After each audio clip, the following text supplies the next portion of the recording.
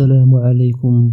أولا وقبل كل شيء لا تنسى الاشتراك في القناة وتفعيل زر الجرس ليصلك كل جديد. حظيت بعثة المنتخب الوطني المغربي لكرة القدم باستقبال جماهيري حار وحاشد فور وصولها إلى مطار الرباط سلا في الساعات الأولى من صباح يوم الأحد 12 يوليوز 2026. وجاء هذا الاحتفال الشعبي تقديرا للمسار التاريخي المتميز لأسود الأطلس في نهائيات كأس العالم 2026 بعد نجاحهم في بلوغ الدور الربع نهائي كأفضل منتخب إفريقي وعربي في هذه النسخة المونديالية. وقد حطت طائرة المنتخب المغربي القادمة من مدينة بوسطن الأمريكية في حدود الساعة 1 صباحا، حيث شهد محيط المطار توافد حشود غفيرة من المشجعين من مختلف المدن وظلت مرابطة بالمحيط.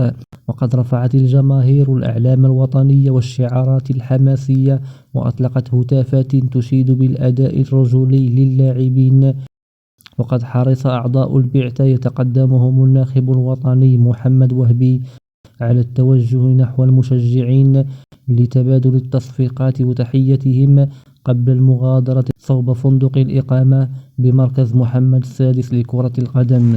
فرغم الهزيمة والخروج من هذا الدور يبقى ما حققه المنتخب المغربي إنجازا تاريخيا، فالهزيمة في مباراة تبقى واردة في كرة القدم، لكن ما حققه المنتخب المغربي يتجاوز مجرد نتائج مباريات، حيث رسخ مكانته بين كبار العالم والبقاء كأول منتخب عربي وإفريقي يبلغ مراحل متقدمة في نهائيات كأس العالم.